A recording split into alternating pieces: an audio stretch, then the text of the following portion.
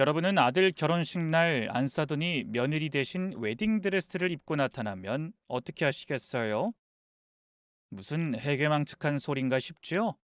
제가 십몇 년 전 직접 겪었던 일인데요. 집안 망신이라 생각해 어디 가서 속 시원히 말도 못했어요. 오늘은 큰맘 먹고 익명의 힘을 빌어 썰밤 구독자님들께 전부 털어놔 보려고 하는데요. 글솜씨 없는 노인네지만 잘 부탁드려요. 사실 저는 초년 운이 꽤 좋은 편이었어요. 해운 사업하는 아버지 덕분에 나름 유복한 어린 시절을 보냈고요. 성인이 되자마자 선을 봐서 지금의 남편과 결혼했죠. 지금은 은퇴했지만 당시 남편은 잘 나가는 중견 건설회사를 이끌고 있었어요. 한 회사 대표 자리가 그렇게 만만한 자리가 아니거든요. 남편은 거의 매일 일에 치여 살았어요. 사무실에서도 집에서도 늘 서류와 씨름하는 게 일상이었죠. 하지만 그럼에도 아침 저녁은 꼭 집에서 저와 같이 먹으려 했고요. 매일 밤 불면증이 있는 저를 끌어안고 재워줄 만큼 가정적이고 다정했답니다. 저희 부부에게 문제가 있다면 단 하나, 바로 아무리 노력해도 아이가 생기지 않는다는 거였어요. 처음엔 자연스럽게 찾아오겠지 생각했던 것도 잠시 결혼한 지 3년이 넘어가기 시작하자 초조해지더군요. 그때부턴 임신에 좋다는 온갖 음식과 보약을 챙겨 먹고요. 남편과 둘이 난임병원도 다니기 시작했어요. 인공수정, 시험관, 한방치료까지 지푸라기라도 잡는 심정으로 별의별 방법을 다 써봤지만 하늘은 제게 쉽게 아이를 허락해주지 않더군요. 그럴수록 시댁의 압박도 점점 심해졌고 남편과의 관계도 날이 갈수록 삐걱거렸네요. 그러던 어느 날 남편이 제게 뜻밖의 얘기를 꺼내더군요. 당신 혹시 입양에 대해서 어떻게 생각해? 뭐? 입양이라니? 진심으로 하는 말이야? 한 번도 생각해 본 적 없는 일이었어요. 하지만 남편은 오래전부터 고민해 왔던 듯 제 손을 잡고 차분하게 설명하더군요. 그래, 처음엔 나도 망설였는데 꼭 우리가 낳아야만 우리 자식인 건 아니잖아. 그냥 사랑받고 자라 마땅한 예쁜 아이 하나 데려다가 잘 키우는 것도 좋은 일 하는 거라고 생각해. 내 아이 아닌 남의 아이를 키운다니 솔직히 자신 없었어요.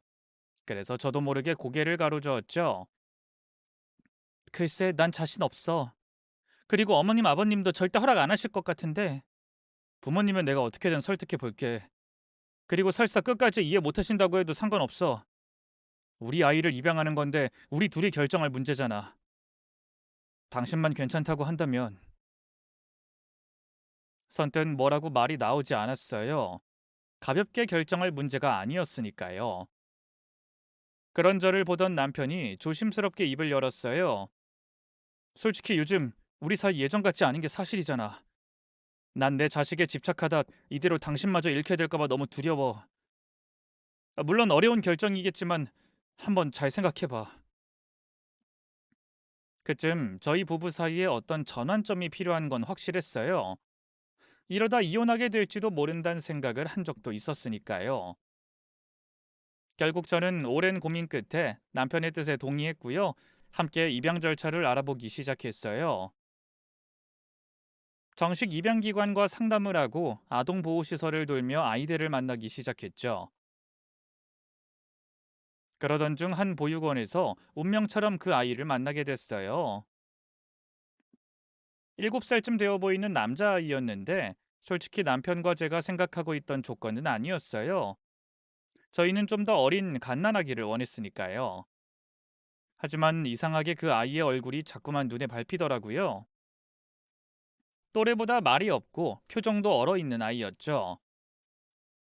다른 아이들이 간식이며 장난감에 눈을 반짝이며 뛰어다닐 때도 그 아이는 구석에 조용히 앉아 절 지켜보기만 했어요.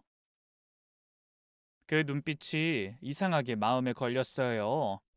그래서 다가가 말을 걸었죠. 안녕? 이름이 뭐니? 기훈이요. 기훈이는 과자 싫어하니? 아줌마가 사온 건데 좀 먹어봐. 저도 먹어도 돼요? 당연하지. 기훈이랑 다른 친구들 먹으라고 사온 건데. 이 자동차 장난감도 한번 볼래? 마음에 드는지? 장난감은 괜찮아요. 그냥 아줌마랑 더 얘기할래요. 그래? 그럴까? 한참을 같이 앉아 도란도란 이야기를 나눴어요. 또래 사내애들답지 않게 얌전하고 차분한 아이더군요. 태어나자마자 엄마한테 버림받고 보육원으로 와서 부모 얼굴도 모른다 하대요. 기훈인 엄마 보고 싶지 않아? 아니요. 애초에 본 적도 없으니까 그립지도 않아요. 근데 친구들이 엄마랑 같이 있는 걸 보면 부럽긴 해요. 저번에 학교 끝나고 비 왔을 때도 다른 애들은 엄마가 다 우산 들고 왔더라고요. 저만 비 맞고 갔어요. 그 말에 마음이 찢어지는 것 같았어요.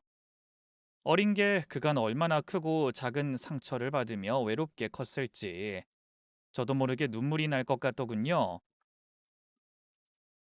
하지만 애써 눈물을 꾹 눌러 참았어요. 혹시라도 아이가 동정받았다고 생각할까봐 걱정이 됐거든요. 그런데 바로 그때 제 눈치를 보던 아이가 조심스럽게 입을 열었어요. 저기 아줌마, 저요. 밥도 가리는 거 없이 다 잘 먹고 말도 잘 들어요. 싸움도 안 하고요. 그러니까 혹시 저 데려가 주시면 안 돼요? 제 눈치를 보면서 쭈뼛거리며 말을 꺼내는 아이의 모습에 기어이 참고 있던 눈물이 터졌어요. 저는 손으로 눈물을 훔치며 그 자그마한 아이를 끌어안았어요. 그리고 진심을 다해 말했죠. 그래 기훈아, 우리 집에 가자. 내가 이제부터 네 엄마가 되어줄게. 학교 끝났는데 비가 오면 우산 갖고 데리러 가고 늘 네 곁에 있어줄게. 그날 이후 제 삶은 달라졌어요. 마치 처음부터 정해진 운명처럼 그 애는 곧 저희 가족이 됐죠. 작은 손으로 제 손을 꼭 잡고 집으로 들어서던 아이의 모습은 지금도 잊히질 않아요. 친자식은 아니었지만 저는 그 아이를 꼭 내 뱃속에서 나온 자식처럼 사랑해주고 싶었어요. 이름도 시댁 학렬을 따라 기훈이에서 상민이로 바꿔줬죠. 아들은 의외로 빠르게 저희 집에 적응했어요. 첫날부터 바로 저를 엄마 엄마 하고 부르며 쫓아다니고요. 다소 어려워하던 남편과도 주말마다 캐치볼을 하면서 점차 친해졌죠. 아들과 함께 장을 보고 숙제를 봐주고 저녁을 먹는 삶이 얼마나 행복하던지요. 여태 남편과 단둘이 살면서도 채워지지 않던 무언가가 꽉 채워지는 기분이었죠. 나도 드디어 한 아이의 엄마가 됐다는 감격에 남몰래 눈물 흘리기도 했네요. 아들은 제게 기쁨 그 자체였어요.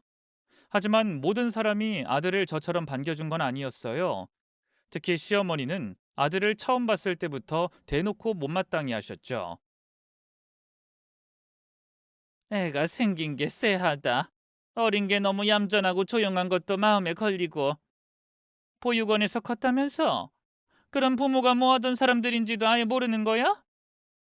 아들 앞에서 들으라는 듯이 대놓고 그렇게 말씀하시는데 정말 화가 나더라고요. 늘 순종적인 며느리였던 저지만 그날만큼은 단호하게 맞섰어요. 어머님, 상민이는 이제 저희 가족이에요. 저랑 그의 아들이니까 어머님 손주기도 하다고요. 그런 식으로 말씀하시면 안 되는 거 아닌가요? 말은 바로 해야지. 손주는 무슨 손주? 이의 몸에 우리 김씨 집안 피가 한 방울이라도 흐르니? 누군지도 모를 핏줄을 들여와 놓고 찝찝하지도 않아? 그렇게 따지면 어머님이랑 저는 어디 김씨 집안 피가 흐르나요? 요즘 같은 시대 핏줄이니 혈연이니 하는 걸 따지는 건 너무 고지식한 거죠. 그것도 애 앞에서요. 좀 더 어른답게 굴어주세요. 뭐야? 너 지금 시애미 앞에서 말 다 했냐? 어디 두 눈 똑바로 뜨고 시간 방지게. 됐다 됐어. 내가 말을 말아야지. 시어머니는 어지간히도 서운하셨던가 봐요. 급기야 아들을 다시 파양하지 않으면 저와 남편에게 연을 끊겠다 통보하시더군요. 하지만 저희 부부는 물러서지 않았어요. 오히려 더 단단히 아들을 감쌌죠. 아들은 시댁과의 갈등을 모르도록 최대한 조심했고요. 밤마다 넌 우리 집 보물이야. 엄마 아빠가 널 얼마나 사랑하는지 몰라. 하며 꼭 안아줬어요. 그래도 아들은 어린 마음에 못내 불안했던가 봐요. 하루는 잠이 안 온다면서 제품에 파고들더니만 조심스레 묻더군요. 엄마, 엄마도 나중에 나 필요 없다고 버리는 거 아니지? 뭐? 그게 갑자기 무슨 소리야? 엄마가 왜 널 버려? 그야 난 엄마가 낳은 진짜 아들도 아니고 할머니, 할아버지도 날 싫어하니까. 아이의 풀이 죽은 말에 순간 가슴이 철렁했지만 애써 웃으며 아들을 끌어안았어요. 엄마가 상민이 널 낳은 적은 없지만 그래도 매일매일 너를 위해 살고 있어. 네가 내 아들이라는 건 누구도 바꿀 수 없는 진짜야. 그러니까 걱정하지 마. 엄만 평생 너랑 같이 있을 거니까. 아빠도 그렇고. 그럼 됐어. 난 엄마랑 아빠만 있으면 돼. 아들은 그제야 안심한 듯 제품에서 눈을 감았어요. 쌕쌕 고른 숨을 내쉬며 잠든 아들을 보며 결심했죠. 평생 이 아이를 지켜줄 거라고요. 하늘이 보기에 그런 제가 기특했던 걸까요? 아들은 입양하고 2년 만에 믿기 어려운 기적 같은 일이 찾아왔어요. 글쎄 제가 자연 임신을 하게 된 거예요. 어느 날부턴가 몸이 무겁고 속이 미식거려 병원을 가니 놀랍게도 애가 들어섰다고 하더군요. 처음엔 의심했어요. 하지만 몇 번이고 검사를 다시 받아봐도 임신이 맞았죠. 의사도 정말 기적 같은 일이라고 하더군요. 병원을 나오면서 바로 남편에게 전화해 임신 사실을 알렸어요. 남편은 한달음에 집으로 달려왔고요. 저를 끌어안으면서 울먹였죠. 여보, 진짜 고마워. 고맙긴 내가 더 고맙지. 우리 이 아이 낳아서 진짜 잘 키우자. 그럼 당연하지. 그렇게 남편과 얼마나 감격의 포옹을 하고 있었을까요? 문득 느껴지는 시선에 고개를 돌려보니 아들이 불안한 눈으로 저와 남편을 바라보고 있었어요. 엄마, 애기 가졌어? 나 동생 생기는 거야? 저는 얼른 다가가 그런 아들의 손을 잡고 고개를 끄덕였어요. 응, 맞아. 이제 우리 상민이한테도 동생이 생긴 거야.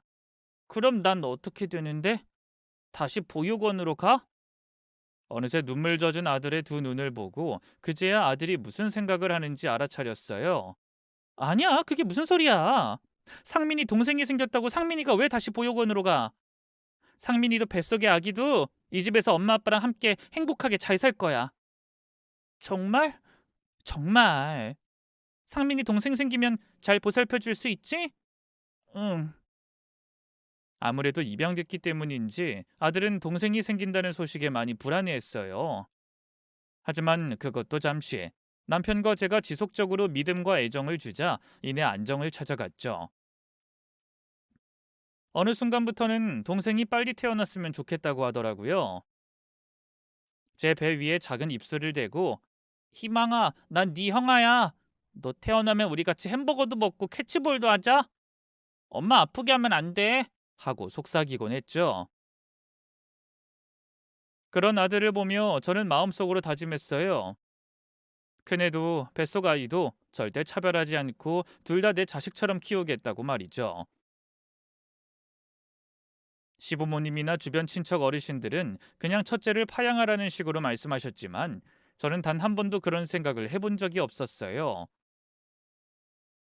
그 나이가 제가 배 아파 낳은 친자식은 아닐지언정 제가 가슴으로 낳아 기른 아이였으니까요. 둘째와 그 어떤 차별도 구분도 두고 싶지 않았네요. 자꾸 그런 말씀하지 마세요. 상민이는 우리 집에 복을 안고 온 아이예요. 상민이 덕분에 둘째가 생긴 거라고요. 제가 그렇게 단호하게 얘기하면 다들 불편한 표정으로 입을 다물곤 했죠. 이듬해 가을, 마침내 둘째가 태어났어요.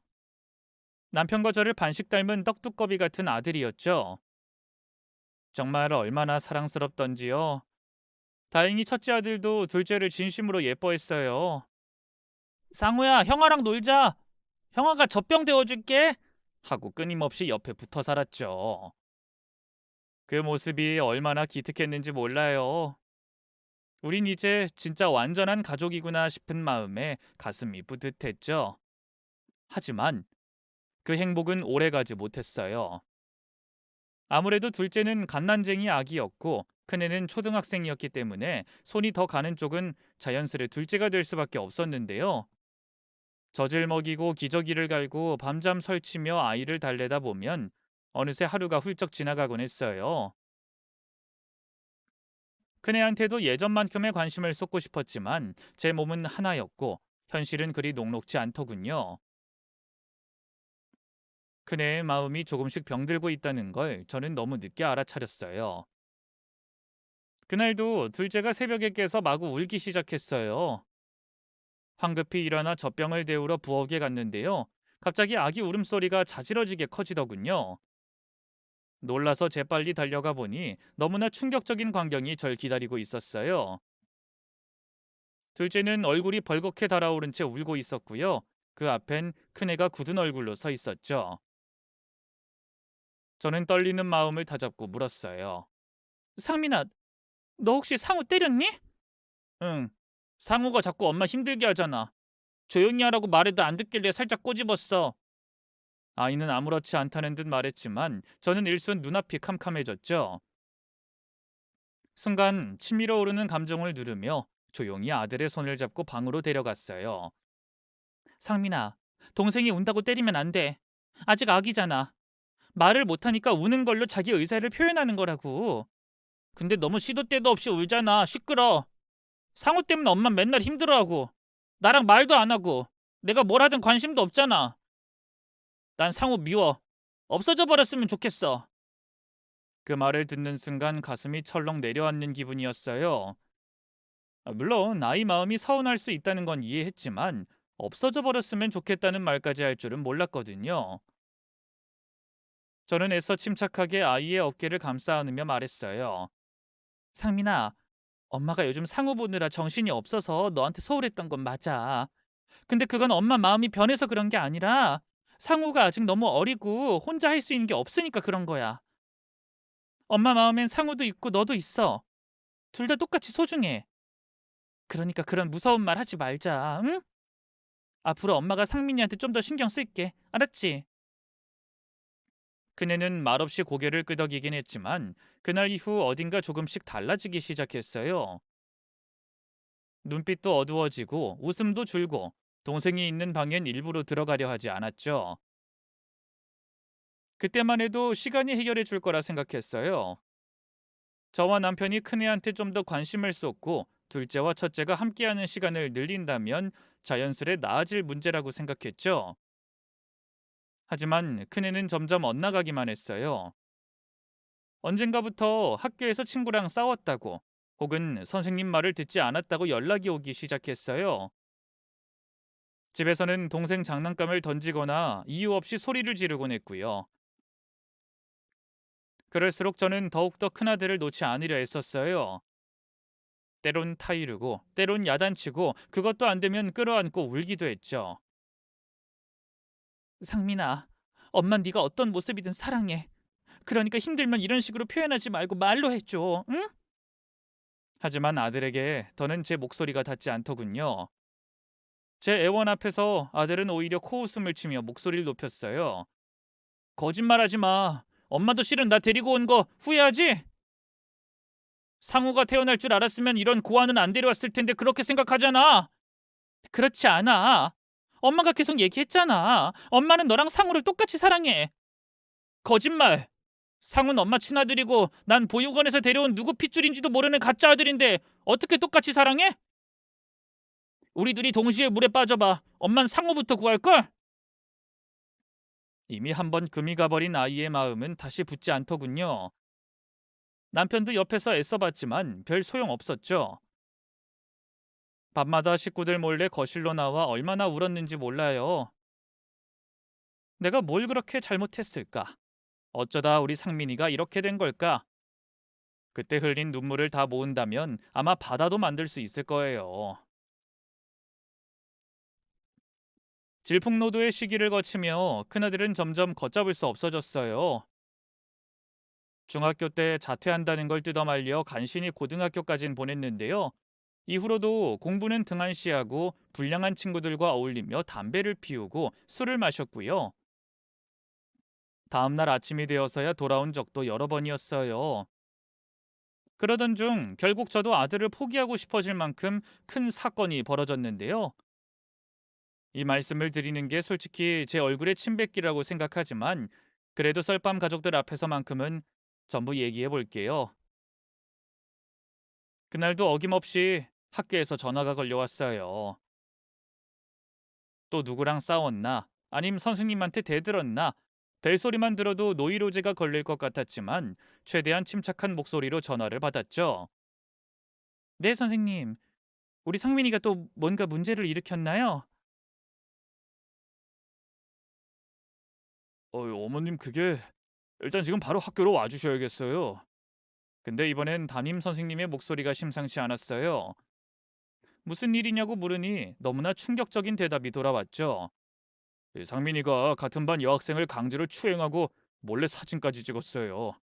아직 정식 고소는 들어오지 않았지만 피해 학생 부모님 측에서 강경하게 대응하겠다는 입장이에요. 무슨 정신으로 전화를 끊었는지 모르겠어요. 머릿속이 새하얘진 채로 곧장 학교로 달려갔고 교무실에서 아들을 마주했죠. 상민아, 대체 무슨 짓을 한 거야? 아들은 제 눈을 피하던 것도 잠시 이내 씩씩거리며 대답했어요. 난 아무 잘못도 안 했어. 걔 혼자 오해한 거라고. 그러자 옆에 있던 선생님이 엄한 목소리로 끼어들었죠. 오해라니? 넌 오해로 같은 반 여자의 옷을 벗기려고 하냐? 네 핸드폰으로 사진 찍은 게 증거로 다 남아있는데 언제까지 잡아댈 거야? 이 자식. 너 희진이 부모님이 경찰에 신고하고 고소도 따로 한다고 했어. 이번엔 나도 덮어줄 수가 없다고? 선생님의 말은 사실이었어요. 아들의 핸드폰엔 아들이 저지른 추악한 짓이 고스란히 남아 있었고 저는 절망할 수밖에 없었죠. 대체 대체 왜 이런 짓을 한 거야, 상민아? 도대체 왜? 절규하며 묻는 제게 아들은 기가 막힌 변명을 내뱉더군요. 걔가 자꾸 나 키 작다고 놀리잖아.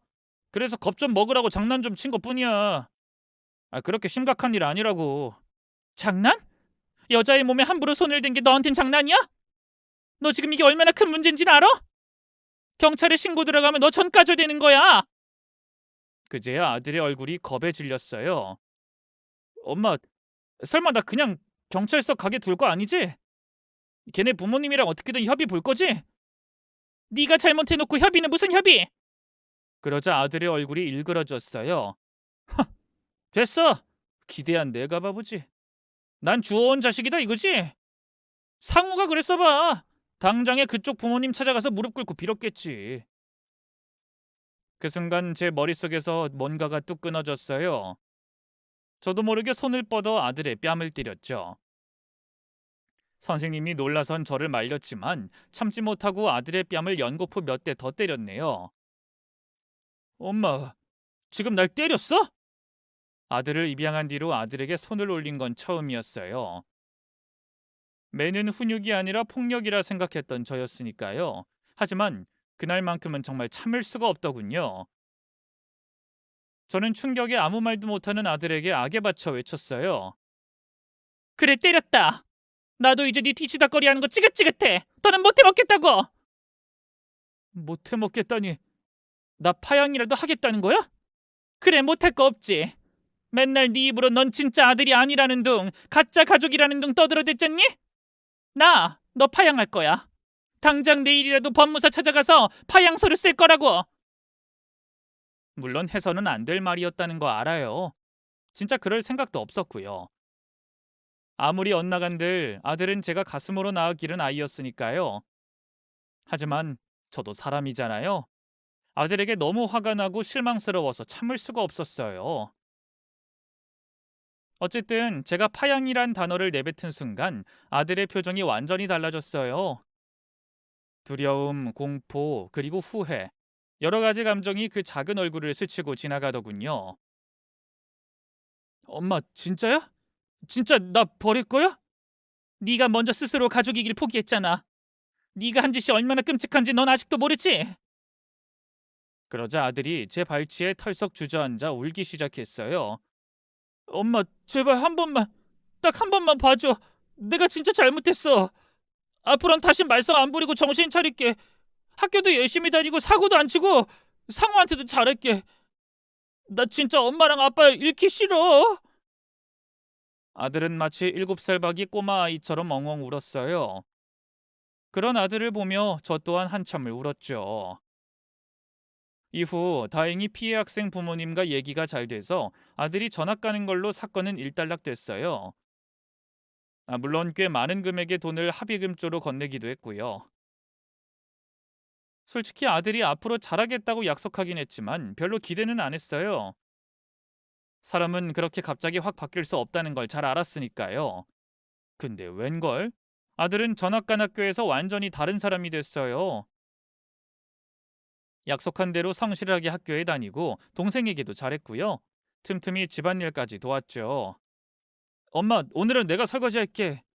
됐어. 공부하느라 힘들 텐데 이런 것까지 안 해도 돼. 이까짓 거 뭐 얼마나 힘들다고. 엄마는 신경 쓰지 말고 좀 쉬어. 어느새 의젓해진 아들이 얼마나 든든했는지 몰라요. 이제야 철이 들었구나 싶었죠. 성인이 된 뒤로도 아들은 제 기대를 배반하지 않았어요. 학교를 졸업한 후 나름 괜찮은 중견기업에 스스로의 힘으로 취업했어요. 사실 남편이 본인 회사로 들어오라고 권하기도 했는데요. 아들은 고개를 저으며 단호하게 거절했죠. 아버지, 저도 제 힘으로 살아보고 싶어요. 괜히 직원들한테 낙하산이라는 둥, 대표 아들이라는 둥 뒤에서 입도마에 오르고 싶지도 않고. 무엇보다 지금 회사가 마음에 들어요. 아버지 권유는 일단 제 힘으로 회사에 자리 잡아본 다음 다시 생각해 볼게요. 그 말을 듣고 가슴이 뭉클했어요. 어릴 때 그렇게 사고만 쳤던 아들이 이젠 제법 의젓한 어른이 다 되었구나 싶었죠. 실제로 아들은 회사 생활을 잘 해냈어요. 성실하고 일머리도 있어서 신입이지만 상사나 동료들에게 평가가 제법 좋은 것 같더군요. 일 잘하지, 효자지, 착하지. 아들은 무엇 하나 빠지는 게 없었어요. 단 하나, 연애 문제만 빼면요. 아들은 아무래도 범상치 않은 어린 시절을 보냈기 때문일까요? 여성 편력이 생긴 건지 뭔지 연애를 해도 좀처럼 오래 가지 못했어요. 진지하게 사귄다 싶으면 어느샌가 조용히 끝나 있더라고요. 왜 헤어졌냐고 물어보면 그냥 서로 마음이 식은 거지 뭐 하고 대수롭지 않게 답하더군요. 20대 땐 그러려니 했는데요. 서른이 넘도록 이 여자 저 여자 바꿔 만나기만 하고 영 한 사람에게 정착을 못하니 점점 불안해지더라고요. 평생 결혼 못하고 혼자 살까봐 말이죠. 하지만 집신도 제 짝이 있다고 하잖아요. 어느 날 저녁 식사 후 아들이 뜻밖의 말을 꺼냈어요. 엄마, 실은 나 요즘 만나는 사람 있는데 결혼할까 생각하고 있거든. 뭐? 결혼? 그게 정말이야? 만난 지는 얼마 안 됐는데 그 여자 놓치면 후회할 것 같아. 세상에, 우리 상민이한테도 드디어 그런 아가씨가 생겼구나. 뭐 하는 아가씨야? 어디서 만났는데? 친구 소개로 만났는데 그냥 회사 다녀. 엄청 예쁘고 착하고, 그리고 혹시나 해서 말해두는데 재혼 가정 출신이야. 그 어릴 때 아버지가 재혼해서 새엄마 손에 컸대. 어머, 그래? 처음엔 좀 놀랐어요. 재혼 가정이라니 살짝 저어되는 마음도 있었고요. 하지만 이내 그런 생각을 한 스스로를 꾸짖었어요. 저도 아들을 입양해 키우면서 세상 사람들의 편견 때문에 참 힘들었거든요. 그런데 정작 제가 그런 사람들과 똑같은 생각을 하고 있다니 그래서는 안 될 것 같더라고요. 그래서 저는 놀란 마음을 애써 감춘 채 입을 열었어요. 어떤 아가씨일지 궁금하다. 언제 한번 집에 데려와. 안 그래도 조만간에 한번 인사시킬까 하고. 진짜 좋은 애야. 엄마도 만나면 분명 좋아할 거야. 그래, 상민이 네가 좋다면 엄마도 좋지. 몇 달 뒤, 아들은 여자친구를 집에 데려와 인사시켰어요. 아들 말대로 예쁘고 참한 얼굴에 싹싹한 성격을 가진 아가씨더군요. 엄마 아빠, 여긴 수연이에요. 안녕하세요. 처음 인사드려요. 상민 오빠랑 만나고 있는 오수연이라고 합니다. 여기 이거 양갱인데 어머님 아버님이 좋아한다고 들어서 사왔어요. 아유, 뭘 이런 걸 다. 오느라 고생 많았어요. 시장하죠. 얼른 들어와서 밥부터 먹어요. 아들 여자친구는 제가 손수 만든 음식을 참 맛있게 먹어줬어요. 어쩜 이렇게 솜씨가 좋냐면서 만드는 방법을 묻기도 했죠. 이빨린 칭찬이란 걸 알아도 싫지 않았네요. 남편도 밥을 먹다 말고 제게 눈짓을 했죠. 괜찮은 아가씨네 하고요. 아들이 잠깐 화장실에 간 사이 아들 여자친구가 문득 그러더군요. 저기 어머님 아버님, 사실 제가 부족한 점이 많은 사람이에요. 오빠한테 들으셨겠지만 어릴 때 부모님이 이혼하셨고 저 17살 때 아버지가 재혼하셔서 지금은 아버지랑 새엄마랑 셋이 살고 있어요. 그래도 저희 부모님이랑 정말 사이 좋고요. 공부도 일도 뭐든 다 열심히 해왔어요. 오빠랑도 앞으로 예쁘게 잘 만날 자신 있고요. 그러니까 어머님 아버님도 부디 저를 좋게 봐주셨으면 해요. 긴장했는지 한껏 떨리는 목소리로 또박또박 자기 할 말을 하는 게 어찌나 예쁘던지요. 그동안 재혼가정 출신이란 이유로 알게 모르게 차가운 시선을 많이 받았구나 싶어 마음이 아리기도 했어요. 그래서 얼른 아들 여자친구의 손을 잡고 말했죠. 얘도 참, 네가 그렇게 말 안 해도 우린 너 충분히 좋게 보고 있어. 그렇지 여보? 그럼. 그리고 재혼가정인 게 뭐 어때서? 우리 상민이도 비슷한걸. 맞아. 그런 게 뭐가 중요하니? 재혼 가정이든 입양 가정이든 어떤 마음으로 어떻게 살아왔는지가 훨씬 중요하지. 앞으로도 우리 상민이 잘 부탁한다. 그러자 아들 여자친구는 눈물까지 흘리면서 감격해했어요. 감사합니다, 어머님, 아버님. 실은 옛날에 사귀던 남자친구네 부모님한테 재혼 가정이란 이유로 안 좋은 소리 많이 들었거든요. 그래서 지레 겁먹었는데 그렇게 말씀해 주셔서 정말 감사해요. 아들 여자친구가 다녀가고 얼마 안 돼 결혼 얘기가 나왔어요. 저와 남편은 기쁜 마음으로 허락했고요. 다행히 예비 사돈댁에서도 저희 아들을 마음에 들어한 눈치였죠. 상견례 날 실제로 사돈 내외를 만나게 됐는데요. 교양 있고 점잖은 분들인 것 같더라고요. 물론 마음에 걸리는 게 없는 건 아니었어요.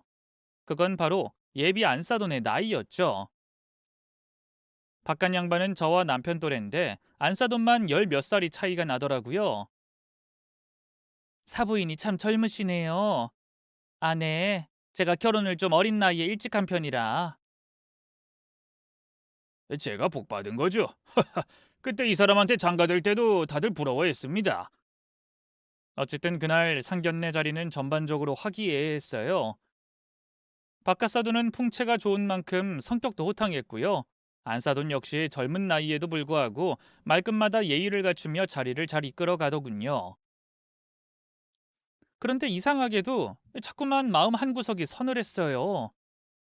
이유는 모르겠는데 예비 안사돈의 말투나 눈웃음 같은 게 자꾸만 눈에 밟혔죠. 이런 말 해도 될진 모르겠지만 묘하게 야시시하고 여우 같다고나 할까요? 집으로 돌아오는 길에 남편에게 슬쩍 물었어요. 여보, 수연이 어머니, 아니, 안사돈 말이야. 좀 특이하지 않았어? 특이? 얼굴이 곱긴 하던데 특이했나? 모르겠네. 곱다니. 역시 당신 눈에도 예뻐 보였구나. 사돈 내외가 재혼인 건 알았는데 그렇게 나이 차이가 많이 나는 줄은 몰랐네. 안사돈이 좀 지나치게 젊고 예쁜 것 같아. 눈빛도 좀 야시시한 것 같고. 뭐야, 뭐 당신 질투하는 거야? 에이, 무슨 소리야. 난 그냥 뭔가 좀 꺼림칙해서. 당신이 재혼 가정이라고 하니까 괜히 색안경 끼고 보게 되는 거 아니고. 그러지 말자. 우리가 그러면 안 되는 거잖아. 남편의 말에 저는 떨떠름한 표정으로 고개를 끄덕였어요. 하지만 가슴 한켠에서 피어오르는 불길한 예감을 지울 순 없었죠. 어쨌든 그 뒤로 결혼 준비는 순조롭게 진행됐어요. 아들은 결혼 날짜가 다가올수록 들뜬 기색이 역력했어요. 뭐 하루가 멀다 하고 예비 며느리랑 웨딩홀은 어디가 좋다는 둥, 예복은 어떤 스타일이 좋다는 둥 들떠 있는 모습에 저희 부부도 절로 미소가 지어졌죠. 그렇게 차근차근 결혼 준비가 잘 되어가나 싶었는데요.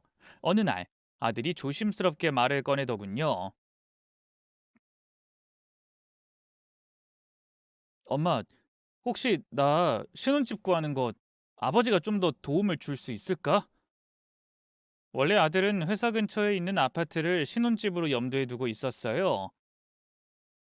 사회초년생이라 모아둔 돈이 많지 않았기 때문에 저와 남편이 1억 정도 보태주기로 했었죠. 그런데 아들이 갑자기 다른 집을 얘기하더군요. 서울 노른자 땅에 있는 그전 아파트보다 훨씬 비싼 단독주택이었어요. 그 집은 너무 비싼 거 아니니? 네 직장에서도 너무 멀잖아. 그렇긴 한데 수연이가 아파트보단 땅을 밟을 수 있는 주택이 더 좋다고 고집을 부려서 뭐 내 생각에도 나중에 애 키우면 확실히 그 편이 더 나을 것 같아. 어차피 결혼하면 오래 살 집이니까 이번 기회에 아예 마음에 쏙 드는 대로 가는 게 좋을 것 같은데. 듣는 순간 솔직히 좀 놀랐어요. 이 서울도 서울 나름이지. 아들이 말한 집은 사회 초년생은커녕 어지간한 부자들도 사기 힘든 고급 주택이었거든요. 제 마음을 읽었는지 아들이 좀 더 애처로운 표정으로 말했어요. 엄마가 아버지한테 얘기 좀 잘 해줄 수 없을까? 솔직히 장남 장가 보내는 건데 아버지 재력에 좀 더 쓸 수 있잖아. 글쎄 잘 모르겠다. 땡땡동 전원주택이면 1억으론 택도 없을 텐데. 아버지 능력이면 충분한데 안 해주는 것도 이상하지 않아? 장인어른 장모님이 괜히 입양하라 차별하나 생각하시면 어떡해. 아들의 마지막 말이 결정적이었어요. 어릴 때 걸핏하면 둘째와 자기를 차별한다며 울던 큰애 얼굴이 떠오르면서 저도 모르게 고개를 끄덕이게 되더군요. 그래, 우리 큰아들 결혼하는데 못해줄 게 뭐 있겠니? 아버지랑 잘 얘기해 볼게. 정말? 고마워, 엄마. 진짜 고마워. 나 결혼하고도 엄마랑 아버지한테 진짜 잘할게. 기뻐하는 아들의 얼굴을 보면서 저도 행복했어요. 그렇게 저희 부부는 갖고 있던 상가 건물 하나를 팔아 아들의 신혼집을 매매할 준비를 시작했죠.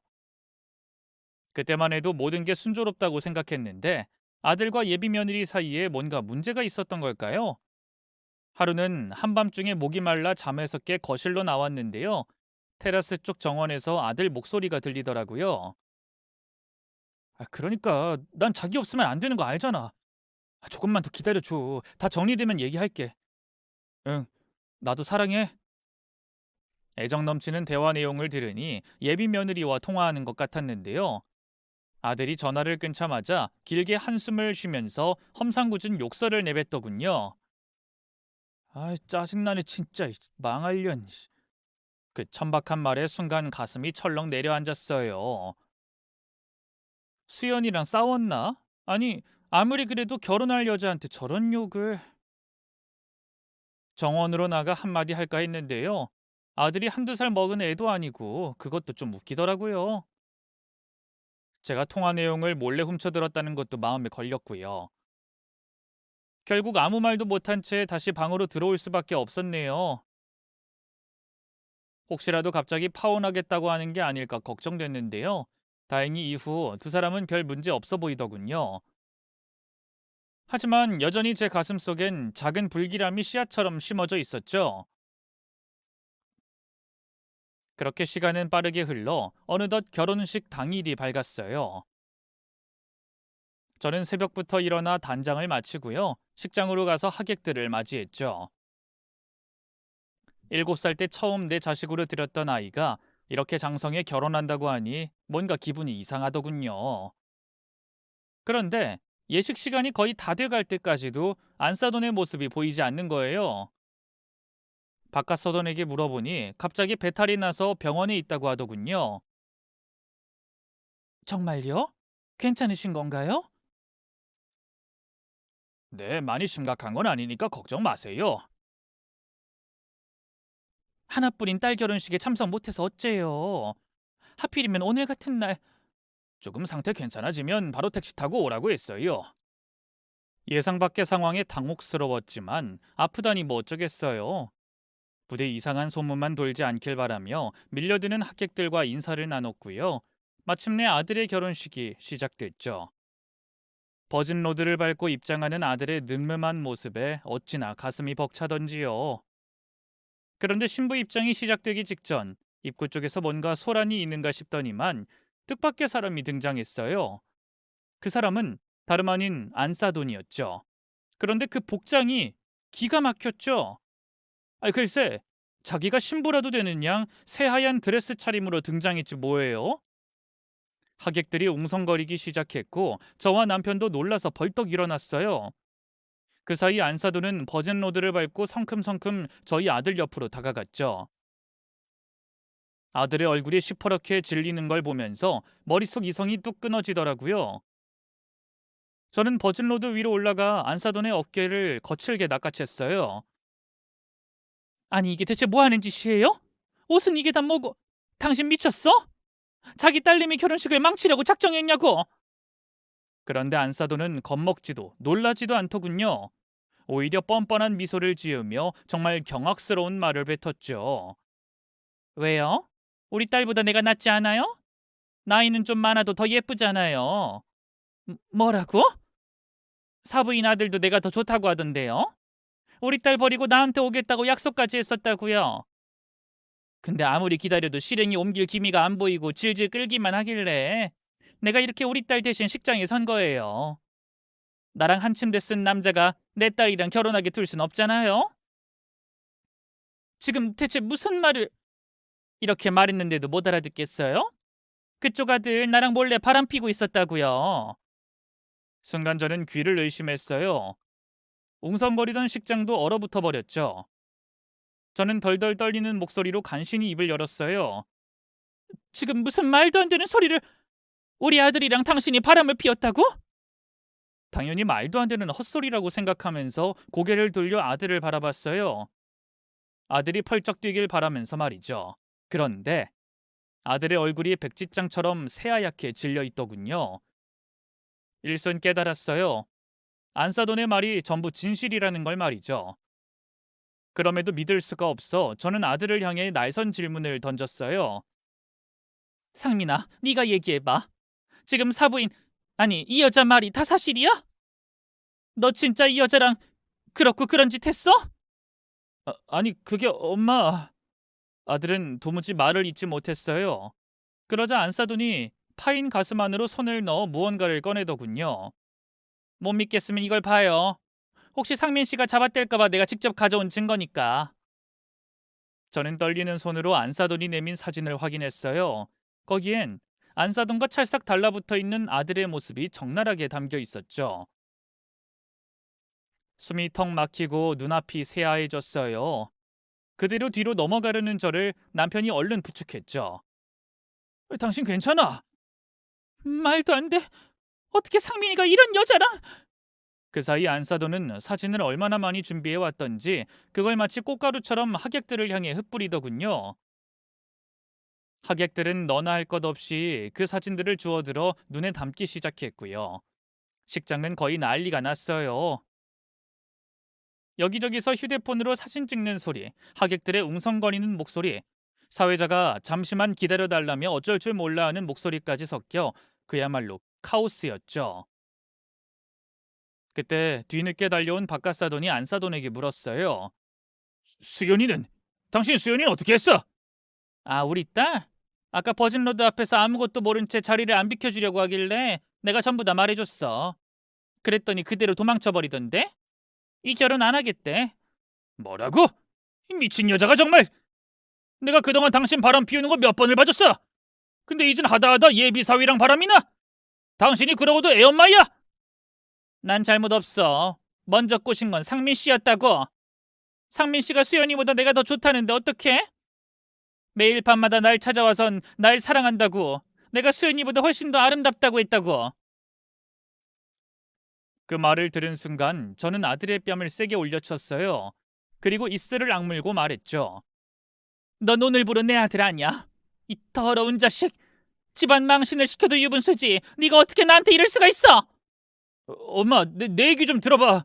내가 일부러 그런 게 아니라 나도 진짜 내가 왜 그랬는지 모르겠어. 그걸 지금 변명이라고 하는 거야? 그러자 일순 아들의 눈빛이 무섭게 돌변했어요. 따지고 보면 이게 100% 내 잘못인 건 아니야. 엄마도 책임이 있다고. 뭐? 내 책임이라니. 엄마가 어릴 때 날 온전히 사랑해줬어 봐. 내가 이렇게 연상만 보면 눈이 돌아서 정신을 못 차리겠어? 정신과 상담도 받았는데 삐뚤어진 여성 편력은 전부 다 부모 영향이래. 어릴 때 제대로 사랑을 못 받고 커서 그런 거라고. 엄마가 상우랑 날 똑같이 대해줬어 봐. 나도 이렇게 되진 않았을 거야. 제 탓을 하는 아들을 보고 있자니 기가 막히고 코가 막혔어요.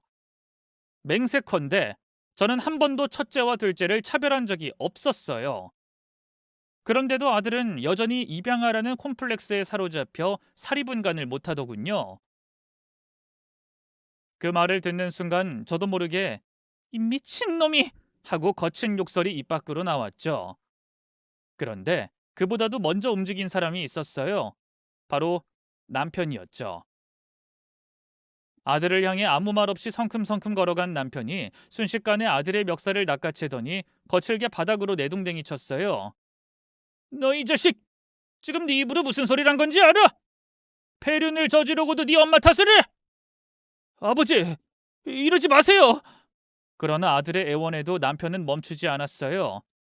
남편의 주먹이 아들의 턱을 세차게 후려쳤어요. 한 번, 두 번. 그동안 참고 쌓아왔던 분노가 터지기라도 한 듯 남편은 거의 미쳐버린 사람처럼 아들을 마구 때렸죠. 네가 어떤 놈인지 몰라서 그동안 참아줬냐? 이 쓰레기 같은 놈! 부모 잘 만난 덕에 네가 여기까지 올 수 있었던 거야! 근데 주제도 모르고 부모 탓을 해! 아버지 잘못했어요. 아파요. 아파요. 아이씨, 이 미칠 꼰대놈아. 하지 마. 네가 뭔데 날 때려. 잘못을 빌던 아들은 급기야 마구 거친 욕설을 내뱉기 시작했어요. 문득 아들이 집 정원에서 누군가와 통화한 뒤 천박한 욕을 짓거리던 게 생각나더군요. 전 그때 당연히 예비 며느리와 전화했던 거라고 생각했는데 알고 보니 예비 안사돈과 통화했던 거예요. 어떻게 자기가 결혼할 여자 엄마와 붙어먹을 생각을 했는지. 물론 친모가 아닌 계모였지만 참 끔찍하다 싶더군요. 그리고 그걸 감춘 채 순진한 표정으로 결혼하려던 아들의 시커먼 속내도 소름이 끼쳤어요. 이후로도 아들은 비명을 지르며 저항했지만 이미 남편의 분노는 제어할 수 없을 만큼 폭주한 상태였어요. 식장은 아수라장이 됐고 하객 몇몇이 말리려 들었지만 남편은 한참을 때리고서야 헐떡이며 손을 멈췄죠. 이제부터 네 이름 우리 족보에서 지워버릴 거다. 넌 더 이상 우리 가족이 아니야. 다시는 우리 앞에 나타나지 마라. 남편의 한마디에 저도 떨리는 목소리로 덧붙였어요. 넌 내 가슴에서 낳은 아들이었지만 이젠 아니다. 네가 오늘 보여준 게 네 진짜 모습이라면 넌 사람도 아니야. 그렇게 결혼식은 파투났고요. 예비 며느리는 도망치듯 해외로 떠나버렸어요. 한동안 한국으로는 돌아오지 않을 생각이라 하더군요. 가기 전 예비 며느리와 잠깐 만나 짧은 대화를 나눴는데요. 알고 보니 어릴 때부터 예비 안사돈과 문제가 많았다고 해요. 예비 며느리의 젊음을 질투하는 건 물론이고요. 사귀던 남자한테도 자꾸만 추태를 부려 곤란했다고 하더군요. 그때마다 남자친구들이 말해줬거든요. 너네 엄마 좀 이상하다고. 근데 설마 상우 오빠가 그걸 받아줄 줄은 몰랐어요. 애초에 끼리끼리였다는 거겠죠. 뭐라고 할 말이 없구나. 다 자식 잘못 키운 내 죄다. 알고 보니 서울 노른자 땅에 있는 그 비싼 저택도 예비 며느리가 살고 싶다고 한 게 아니었어요. 아들이 저희에게 좀 더 큰 돈을 뜯어내기 위해서 거짓말한 거였죠. 그걸 알고 나니 예비 며느리에게 더욱더 미안하더라고요. 하지만 그 애는 오히려 저를 위로했죠. 어머님이 무슨 잘못이 있겠어요. 제가 남자 보는 눈이 없었던 거죠. 아버지도 새엄마랑, 아니 그 여자랑 이혼 절차 밟고 있어요. 그동안 바람 피웠던 거 전부 다 따지고 들어서 위자료라도 두둑하게 받아내시겠대요. 어머님도 꼭 그 짐승만도 못한 인간 끊어내시길 빌어요. 예비 며느리의 당부대로 저와 남편은 아들과의 관계를 완전히 끊어버렸어요. 처음엔 센 척하던 아들도 정말 파양 절차를 밟자 뒤늦게 울고불고 난리를 치더군요. 엄마, 아버지, 제가 잘못했어요. 제발 한 번만 봐주세요. 네? 제가 잠깐 정신이 나갔었나 봐요. 두 분이 저를 얼마나 사랑해 주셨는지 알아요. 근데 제가 어릴 때 보육원에서 자라면서 생긴 애정 결핍증 때문에 자꾸만 욕심을 부렸어요. 애정 결핍이라는 둥 그런 핑계 대지 마. 넌 그냥 재활용도 안 되는 쓰레기라서 그런 거니까. 다신 우리 앞에 나타나지 말거라. 엄마, 왜 그래 진짜? 엄마는 나 사랑한다고 했잖아. 내가 무슨 짓을 하든 평생 내 편이라고 했잖아. 그래, 그렇게 말했었지. 널 무조건적인 사랑으로만 감싸야 한다고 생각했거든. 근데 상민아, 이번엔 달라. 넌 사람의 선을 넘었어.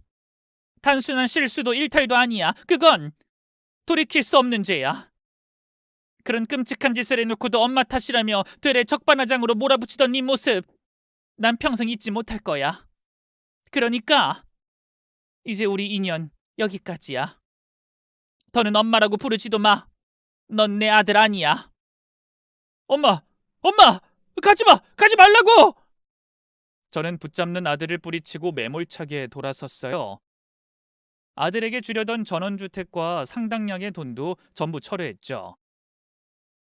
아들은, 아니 그 애는 충격이 어지간히도 컸는지 회사도 그만두고 술만 퍼마시다가요. 지금은 일용직 노동자로 살고 있다 하더군요.